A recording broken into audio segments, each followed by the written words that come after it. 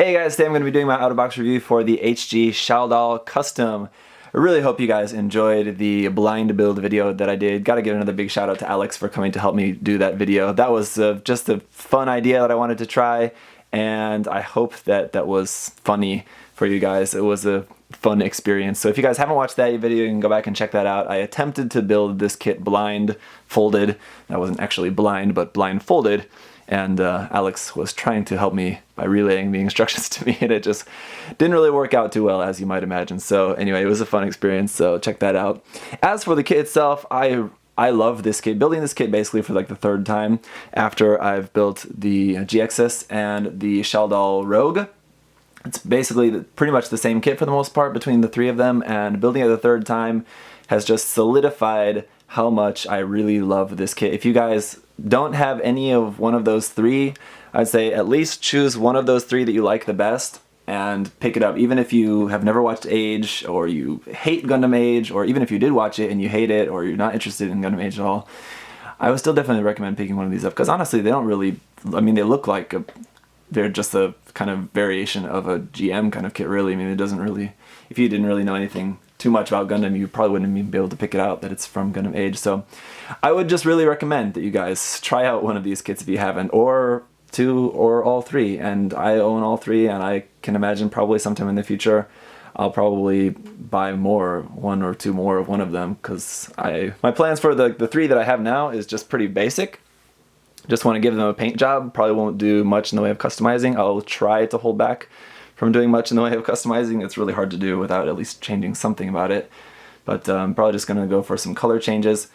But then in the future I could very easily see myself getting one or two more to then actually do some like custom work on them, just giving them some different weapons or option parts or something like that. So I don't know. Anyway, they're really cool kits, I think. So let's check it out. Like I said, I've basically already viewed this kit twice, but I'll just kind of go through some of the articulation points here for you guys. The stickers are basically just here on the head. We have that blue for the eyes, or I should say for the visor, and then the one for the camera on the top of the head, one for the blue camera on the back of the head there, and then black for these striping parts on the front and back of the shoulders, front and back of the skirts, and then black ones little there on the back of the legs. And that's it for the stickers. So very light on the stickers. That's all stuff that you can do. I mean, the visor, I mean, even if you're going to fully paint the kit, I would even consider using the sticker for the visor, even on like a painted kit, which I usually would never use foil stickers on a painted kit, just because I think I can probably paint it better most of the time. But in this case, I mean, the foil sticker for the visor does work really nice. If you don't use that, if you are just wanting to snap it up, anyway, just a reminder that that piece inside there is like a teal colored piece, so it's kind of the right color. It just doesn't have that shiny look to it. And then these black lines, obviously very easy to paint or fill in with a Gundam marker or whatever you want to do for that. So the head articulation will go up to there, nice and far.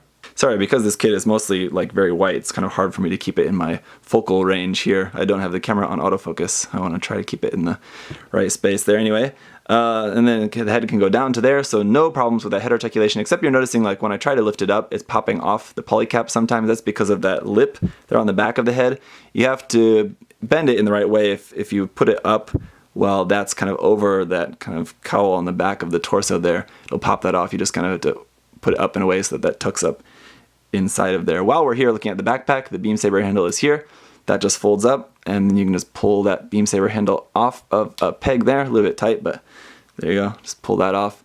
You can use that. You can rotate that around the opposite way if you want to just turn that like that, or any which way that you want. That just turns around there 360 degrees, as much as it's going to go. As for the shoulders, they'll swing forward just a little bit, not a whole lot, but it's kind of enough. And then they'll actually swing up and down a little bit there as well. So shoulder design is actually quite nice.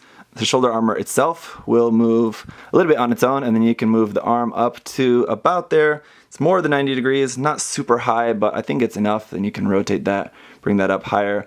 The arm, the elbow, I should say, sorry, moving it around haphazardly will pull that off the joint there a little bit. But anyway, the elbow does have a double joint there, which is nice detail around on that. And the wrist is just on a ball joint. Here in the torso, some nice bend here in the torso, just a little bit side to side there, not a whole lot, but enough. And then forward and back just a little bit, Nothing too crazy, but it will give you a little bit of dynamic range there. The front skirts, this is kind of like my one and only thing that I dislike about this kit, is how flimsy the front skirts will be if you cut them off the pegs. Now what I've done for this kit, I actually cut them apart while building the kit, and then remembered that they're just really super loose if you cut them apart. So what I would recommend you do is, if you want to have the front skirts move separately, cut them apart, but then put a little blue tack or some kind of tack or something like that inside there, just so that it's nice and stiff so those won't fall out. But what I actually did is actually glued those back together again. So for now they're just fixed together, and I'll probably just leave them like that. I won't cut them apart again. But anyway, just keep that in mind. Be careful with that. That's the only kind of problem part that I really have with this kit. Side skirts will move up and down and rotate around. Those are just on ball joints there. Back skirt is fixed. The legs will move, as you can see, it has that rotating joint there up at the hips. So those will move side to side, and then also at the top of the legs, we'll have a rotation there. Nice double joint in the knee with some separated knee armor, very nice. And then down here to the ankle can bend really far to the side, no problems there. It's kind of very similar to the Iron Blood Orphans ankle design, the way that the Gundams are like that. You can see up underneath the feet, you got a little bit of hollow space there, but it's not too bad. I think it's pretty much okay. The ankle movement down to there, forward to there. Would be nice if we had a little bit of a toe bend, or this front part of the foot was able to bend down a bit, but not really the worst thing in the world. Overall, the kit does have not a crazy amount of detail, but it has a lot of nice little details, just a lot of these like little notch points here and there on the kit. And also, just speaking of points, it has these kind of hard points here, like on the side of the legs. Here on the back skirt, this part actually opens up, so that slides down like that. That's not of actually any use for this particular kit, so it's just kind of there though. And then here on the top of the shoulders, we have some like hard points there. So very easy if you wanted to like custom modify some stuff, to just cut a, like, that's probably, without measuring it, I would guess like a 2mm gap in there. If you just have some 2mm thick plot plate, you just cut a piece of plot plate as your peg, and then you can stick that in there in that square peg, no problem. It'd be really easy to do that. So that is the kit. Very nice. I guess I should just quickly, briefly mention there are a few seam lines on it, like here on the top of the shoulders, seam lines there, not really a big deal. There's a seam line on the back of the leg here. You can see running there, but you could even probably get away with not doing anything about that. On the front of the leg, it's hidden as a panel line, but on the back of the leg, it is a seam line there. So up to you if you really want to bother with that or not. I probably will just put a little glue there, wipe that out. Not really a big deal. But for the hands, you can see, as you can see on the kit, it does have just the two holding hands. And then unfortunately for the right hand, that is the only hand option that we have. So that's a little bit disappointing. But for the left hand, we have two other different options for it, which are really nice. We have one closed fist, which looks very nice. Love that. And then one open hand, which also looks very, very nice. So I love that. I really wish that we at least had a closed fist as well for the other hand, for the right hand. It's a little bit disappointing that we only have one option for the right hand, but 3 for the left hand kind of make up for that. For the beam saber effect parts, we have 2 of them. You only need one because you only have one beam saber handle, but you have an extra one you can use for something else. We have the shield, which is very simple, just like 2 pieces there. But it does the job. That just pops into the hand. You can just have that held in the hand like that, as it is, but actually kind of what you're supposed to do is take off this piece around the wrist and then rotate that around to the side, and you can see it lines up with that hole there in the side of the arm, and then that's just going to give you a little bit extra security to hold this when you hold it like that. And it's nice to be able to hold the shield on the side of the arm. I prefer when shields are held on the side of the arm rather than the back of the arm. But the unfortunate thing about that is that the hand looks kind of goofy, the way that it's holding it. It doesn't look, I guess, terrible, but it looks a little bit odd, the way that it's holding that handle. And then, of course, our other accessory is the beam rifle. So it's kind of very short and simple. It's kind of looks very similar to like the GM's beam spray gun in its kind of size and shape. It's quite simple in its design.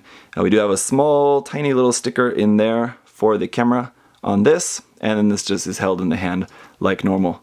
You know, one question that I get asked a lot personally, and I just see floating around the community quite a lot, is like what it would be a good kit recommended for a beginner or something like that, or what's a good HG kit you would recommend or something like that, like what's just a really good quality kit.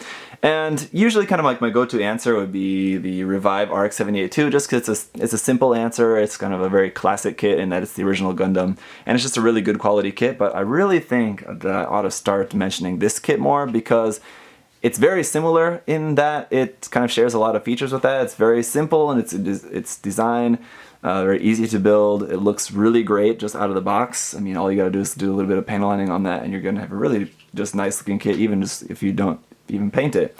Really cool, just simple basic accessories, weapon options are nice. So yeah, I could really definitely recommend this kit for just about anyone. So like I've already briefly touched on, there's really not anything too much negative to point out about this kit. Like I said, there are a couple seam lines. The front skirts are a little bit annoying. If you have to cut those, you just have to do a minor fix to fix those. That's not really that big of a deal, but it's something you have to do anyway. The torso joint, like where the ball joint of the hips plugs into like the center of the torso, can be a little loose, like when you're moving the kit around or something. That will probably come off once or twice now and then, but it doesn't just fall off on its own. It only just kind of comes apart whilst you're like moving the kit around, things like that. So that's also, I wouldn't really count that as too much of a big deal.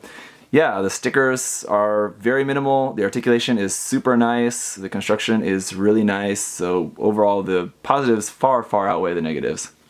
So yeah, if for some reason you haven't figured it out yet, I really like this kit and I would really recommend it for you guys. Now that I've got the three of them back posed together, like looking at, I'm able to look at them all at the same time. As much as I do like all three of them a lot, I think I do like the Shaldoll Custom and the Shaldoll Rogue a little bit more than the GX's. I really like the design of the GX's head. It's a really cool, unique head design. And I really like all of that. I like all of these three a lot. But if I had to pick now maybe a least favorite of the three, I would maybe just pick the GX's. But still, they're all really super great. So definitely check them out if you get a chance. So that's it for this review. Thank you guys as always for watching. It was really fun to do that blind build video. So again, if you guys haven't watched that, go ahead and go check that video out. And check out the next video coming up next then too. So see you guys then. Bye bye. Thanks for watching.